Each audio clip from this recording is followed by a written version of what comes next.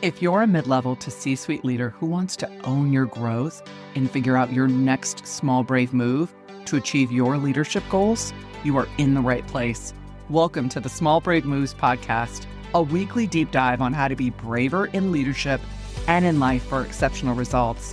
I'm your host, Nicole Bianchi, best-selling author, certified master executive coach, NSA certified speaking professional, chief bravery officer, and tough talk expert. If you're ready to become a better, braver, and more authentic leader, let's dive in. Welcome back to the Small Brave Moves podcast. I am beyond lucky to have such an inspiring guest this week. She's built a company from the ground up on the belief that most brands get backwards, that authority isn't something you earn after people notice you. It's something you build before anyone ever asks for it. Christina Pilarski is the CEO and co-founder of CIPR Communications, a digital PR, marketing, and AI consulting agency, serving tourism destinations and hospitality brands all across North America. She left a corporate communications career in 2010 to build something on her own and has spent the last 15 years turning big visions into systems that actually work. But in this conversation, we flip the script because the woman who helps brands show up with authority has had her own very honest reckoning with what it means to claim it for herself, letting go of 40 client projects that she was personally managing, admitting to her team that she was at this crossroads, and learning that the leader who shows up with flow and ease had to first stop trying to control everything. This one is for every high-performing woman who's standing in her own way. Please help me welcome Christina Pilarski to the podcast. I am so excited to have you here and doing this deep conversation about conquer yourself and making some small, brave moves. Thank you, Nicole. I'm so excited to be here. I mean, it's like a little reunion for us. I feel like the last time we had a really great connection point was obviously following the retreat that I was on. And now it's almost my next check-in with you.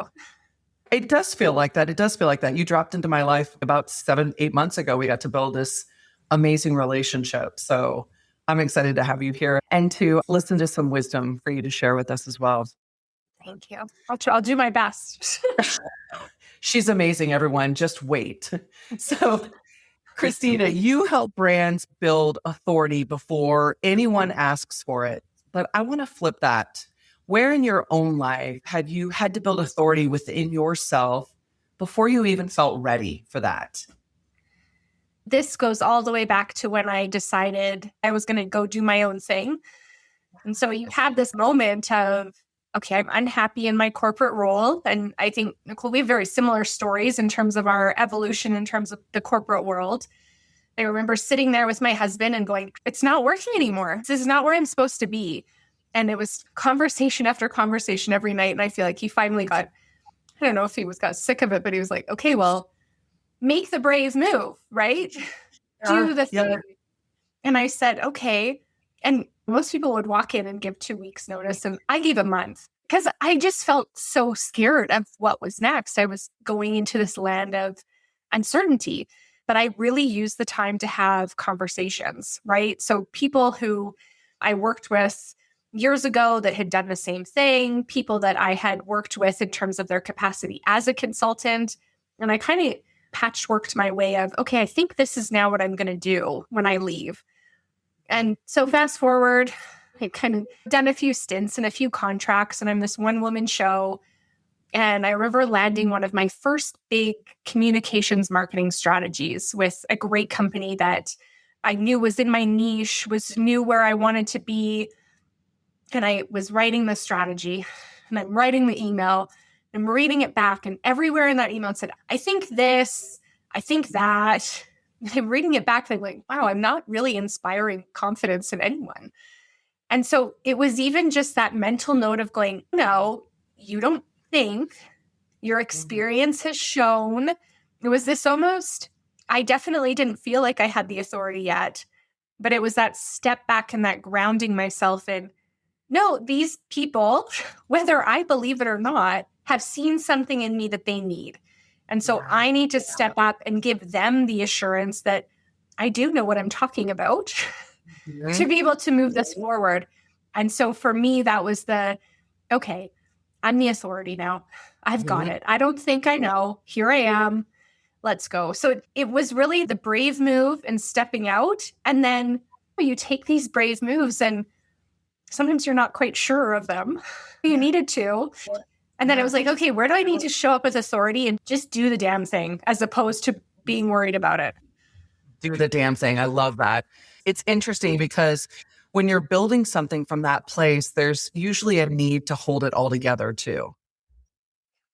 Yeah, definitely. And I think too, as the high achieving female, there is that unspoken pressure around, I know what's next, or I know what to do in this situation, or it's all going to be okay. Even the amount of conversations I had, even just today, with team members who are looking for me to know.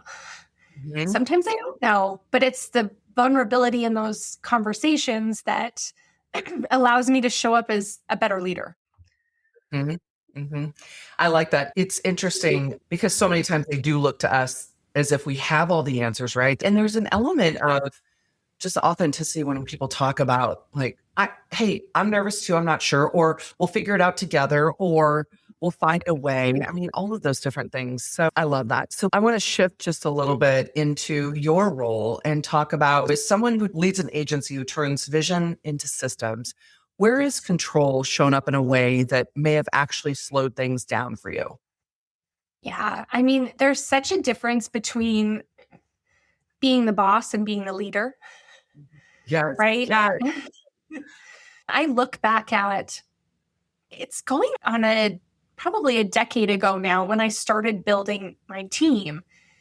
And I will sometimes scroll all the way back in the Instagram feed once upon a time, a long time ago. And I go, wow, I had to have my eyes on every single piece of content that left the building, the virtual building or the theoretical building, or I felt like my stamp needed to be on it all. And man, did it slow down our progress, right? You think about the amount of client outputs or even the outputs in terms of our own marketing, where I became the block because not only did I have work to do, not only did I have a business to run, but now all of a sudden I felt this responsibility that because my name's on the door, everything has to have my eyeball on it. And I think for me, what transformed my thinking there was a little bit around systems and process, right? So if the right systems and processes are in place, and if those systems and processes match the Christina standards, yes, then it should be fine. And it's funny, especially on the social media side, I see it with a lot of leaders still who struggle with the letting go of, I got to look at every single content piece that leaves the building. And I'm like, you're the CEO. You shouldn't be looking at that. I actually really love now when I'm scrolling and I see a new CIPR post. I get really excited about it because I'm like, okay, what did my team do today? Or last month, one of our team members, Allie, she said, okay, everyone send a baby picture in. And I thought, oh my gosh, what are they up to now? And so I rifled through pictures and sent a baby picture. And then a week later, there's this amazing social media post with the whole team's baby pictures cycling through. And it's like, I don't need to have my fingers on it. But I look at it and I go, hey, that does speak to who I am and the culture I've built. And I don't need to be in the way. Right. Do your thing, right? Yeah.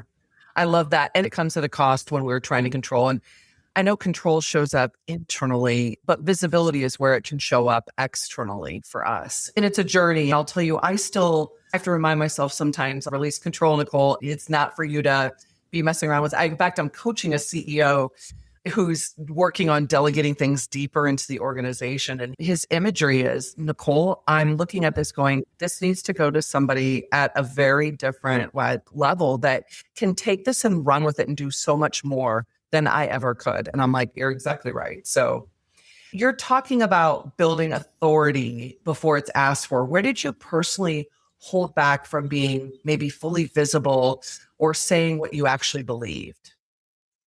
Oh my gosh. Well, you know this. It took me a long time to even step into saying, I am the CEO. I've got this. right? I think there is this pressure that we put on ourselves. I struggled for a long time to put CEO on a business card because I didn't feel like I was there. And I remember a colleague saying to me, it was actually really funny. They said, I have this prospect and they want to talk to the CEO, but we don't have one. And we all kind of paused and everyone's looking at me. And I'm going, oh, well, I guess I'm the CEO. I guess they need to talk to me. Yeah. And so the title thing has always been interesting to me, and one that I've really embraced, especially since the work that we did on my Brave mantra and moving forward.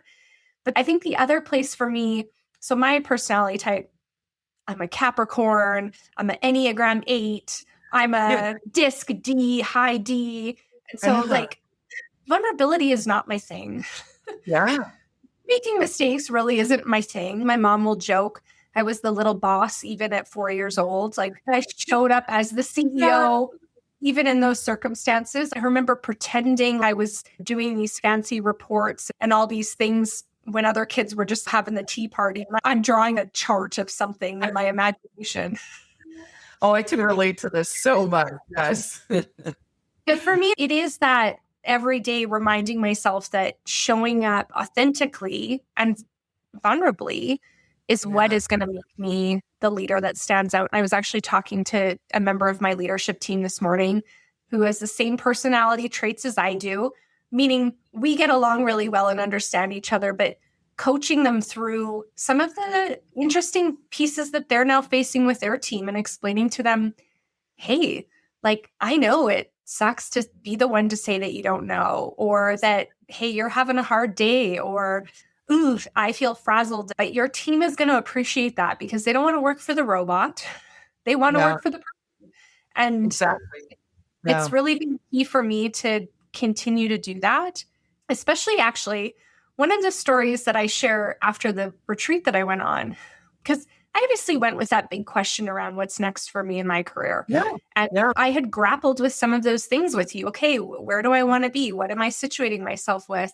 And when I came back, I was really honest with some of my female leaders in terms of the joke around, was it my midlife crisis or this grappling I was doing with, did I want to be here anymore? And it really shocked a few people to learn that. And I feel like it created this renewed sense of confidence in me because they knew I had almost recommitted.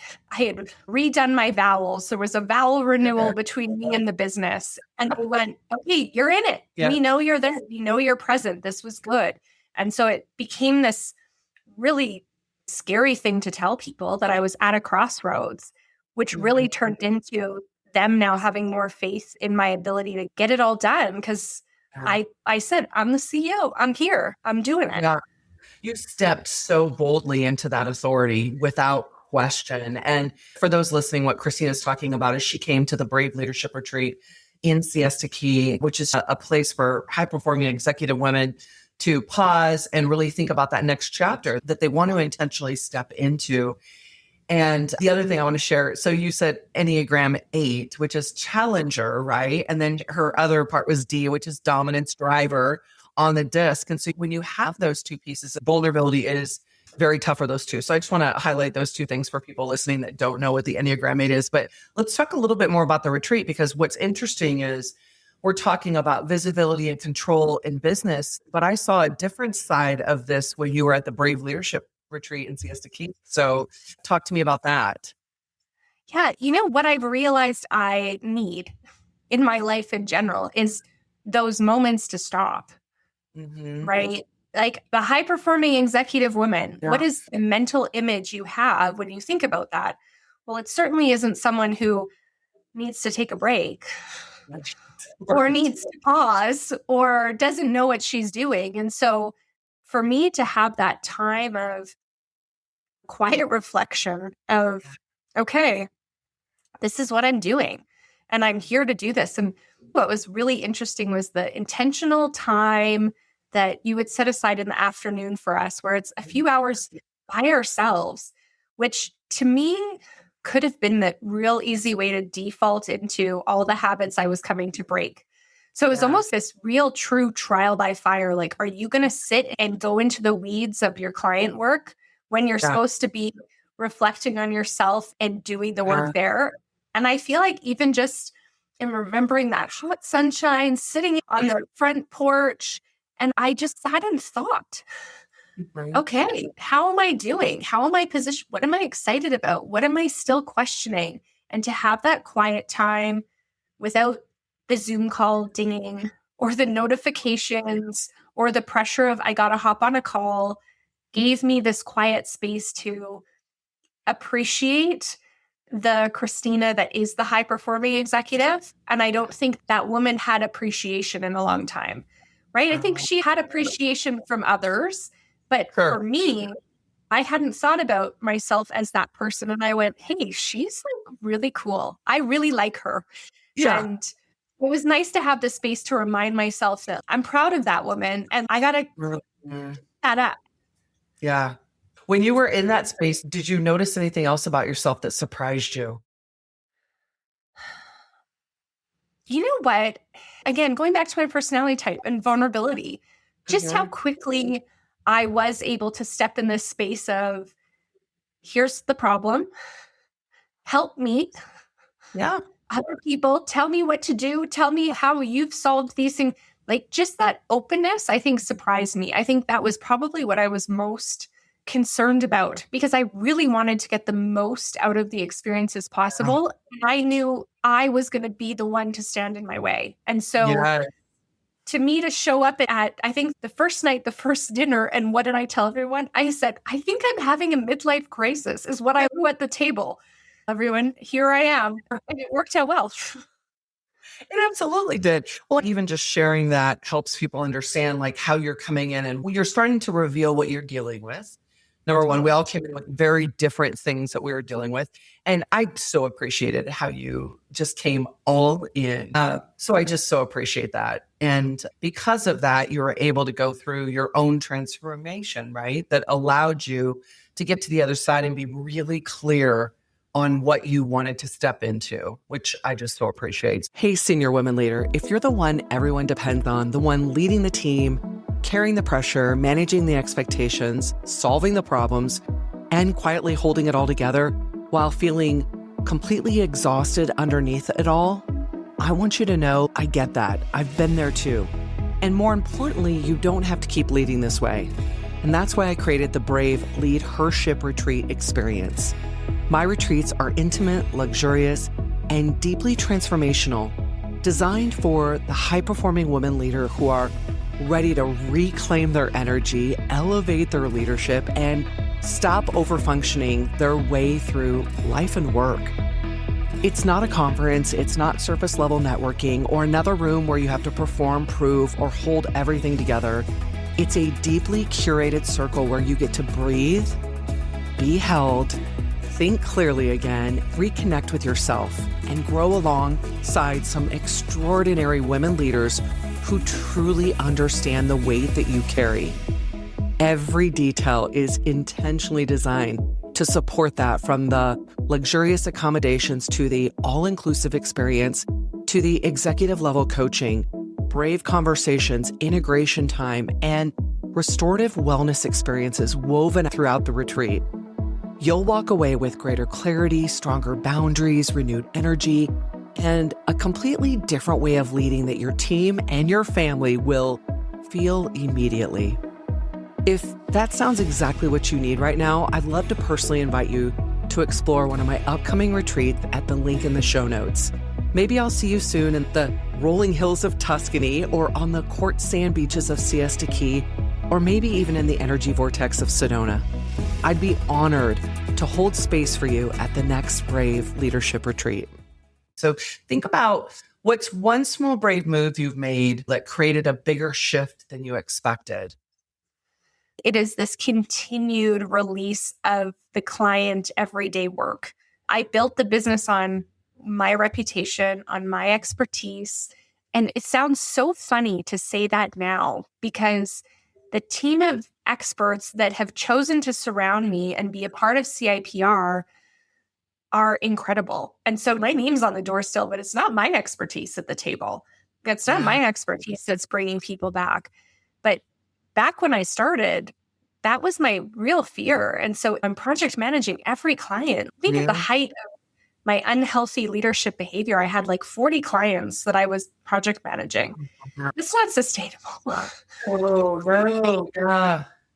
But this fear of, I got to be a part of it because they've signed the contract because they thought they're getting me. And so the detachment of that was obviously in progress before the retreat. And now I can safely say, I don't manage any projects. Those are the teams. And I have a big job. Like the CEO is a busy lady and she needs to stay focused there or the cart's going to fall off the tracks. So to me, the brave move I'm choosing every day still is delegate that client stuff, delegate the weeds, help, obviously, be the sounding board, be the leader, but don't get caught up. Keep moving forward. It goes back to what we're choosing to hold on to and what we're willing to release, right? That's a daily choice. All right, finish this sentence for me. The moment I stopped trying to control blank, everything changed. The moment I stopped trying to control everything changed. That's a good point. Yes. Because it's like there was this aspect of, okay, sales, operations, and even in my personal life, right?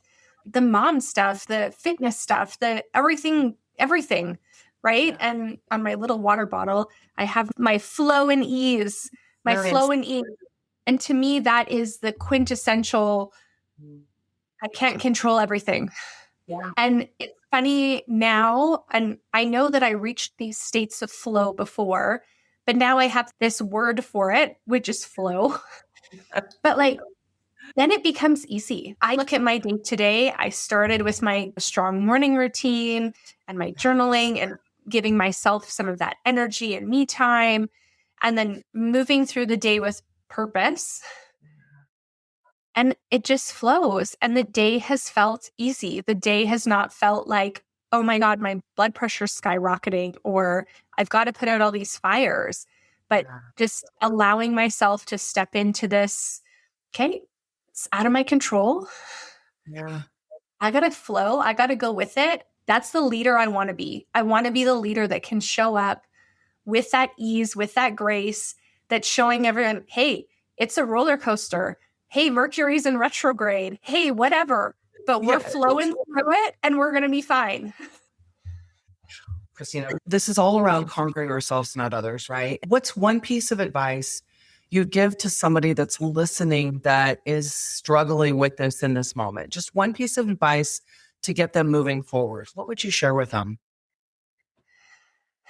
So this quote is from a really good friend of mine. And when she first said it, it was a very sarcastic remark. And the remark was, just worry about yourself. Like, don't worry about me, worry about yourself. Yeah. But it is something now I tell my kids. It's something I tell myself. It's something that Peter, who's my husband and business partner, and I share. But just worry about yourself. Like, that's how you reach that flow and ease. And I think especially as a female executive, you take the burden of worrying about everyone else. Right. What's on that guy's plate? How can I help Mr. President? How can I assist Miss whoever over here? And it's just worry about yourself. Do the best you can do. Fill your cup as you need to. I think when we worry about others in an unhealthy way, because obviously we want to be empathetic and all the things, but that unhealthy worry ends up closing doors. And so to me, that would be the one-liner. Just worry about yourself and it'll start flowing. And the reality is when we do that and we invest in ourselves, we have the highest likelihood of our best self showing up, right? Absolutely. Christina, you are amazing.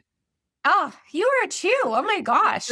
I deeply appreciate you sharing the journey you've been on, how you think about it, ways we can think about it differently as well. The reality is the journey just doesn't end. We'll be in different states of flow, different states of alignment, but there's always going to be a time where we get a little out of alignment. And how do we get back to that flow state? So thank you so much, Christina. And for anybody listening, and we'll put this in the show notes, if they want to connect with you, connect with your agency, what's the best way to do that? Yeah, the best place is just go to our website. So CIPR Communications.com. You can find me through that channel too. But that talks just about our journey and where we've been as an agency and what we're focusing on. And Nicole, what's really interesting to me in terms of our conversation is this word authority. And it's something we're really leaning into as an agency right now is about digital authority. And never has there been a more important time to know how you want to show up in the world, because if you're not thinking about that, my goodness, the AI and the search is going to start telling people what they should think of you. And so authority becomes so important. So that's really what we've been focused on lately too. Well, absolutely. Think about it. You stepping into your authority. Now you're building the next phase of the digital authority for your business. I mean, that's powerful. So if you are interested in learning more about them or working with them, the information will be in the show notes and you can reach out to Christina's team. So thank you so much, Christina. We appreciate you. And thank you. Thank you, Nicole. You're the best. Thank you for joining me for this episode of the Small Brave Moves podcast. If you're wanting to take this work even deeper, I'm here to help.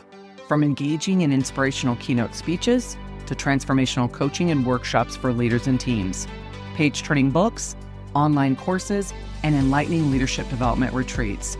There are so many ways that we can work together to take your leadership to the next level. For more information, check out the show notes, and let's do this together. One small brave move at a time. See you next week.